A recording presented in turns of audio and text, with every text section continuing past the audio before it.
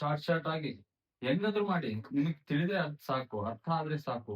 ಈ ತರ small small ಅಕ್ಷರದಿಂದಾದ್ರೂ ಮಾಡಿ ಈಗ ಈ ತರ ಒಟ್ನಲ್ಲಿ ನಮ್ಗೆ ರಿವಿಷನ್ ಮಾಡುವಾಗ ಟು ದಿ ಪಾಯಿಂಟ್ ಅಂದ್ರೆ ಫ್ಯಾಕ್ಚುಯಲ್ ಇದ್ರೆ ಸಾಕು, ಕಾನ್ಸೆಪ್ಚುಯಲ್ ಬೇಡ.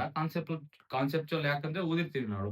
ಸೊ ಇದನ್ನ ಫ್ಯಾಕ್ಚುಯಲ್ ಆಗಿ ಮತ್ತೆ ಇದ್ರಲ್ಲೇ ಇದು ಹೊರಗ್ ಬಂತು, ಹೇಳ್ಬಾರ್ದು ಅನ್ಕೊಂಡಿದ್ದೆ, ಪರವಾಗಿಲ್ಲ, ಇದನ್ನ ಹೇಳ್ತೇನೆ.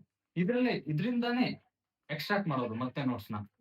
ಇದರಿಂದಾನೇ ಎಕ್ಸಾಮ್ ಟೈಮ್ ಅಲ್ಲಿ ಇದು ಶಾರ್ಟ್ ನೋಟ್ಸ್ ಅಲ್ಲೇ ಇನ್ನು ಶಾರ್ಟ್ ಆಗಿ ಒಂದ್ ಸೆಂಟೆನ್ಸ್, ಇದರಲ್ಲಿ ಒಂದ್ ಸೆಂಟೆನ್ಸ್ ಇರೋದನ್ನ ಒಂದ್ ವರ್ಡ್ ಅಲ್ಲಿ, ಈಗ ಈ ತರ ಸೆಂಟೆನ್ಸ್ ಇರೋದನ್ನ ಒಂದ್ ವರ್ಡ್ ಅಲ್ಲಿ, ಇದೆ ಸೆಂಟೆನ್ಸ್ ಇರೋದನ್ನ ಈ ತರ ವರ್ಡ್ ಅಲ್ಲಿ ನಾನು ಈ ತರ ಇದು ಈಗ ಈ ತರ ಬ್ಯಾಕ್ ಸೈಡ್ ಈ ತರ, ದೆನ್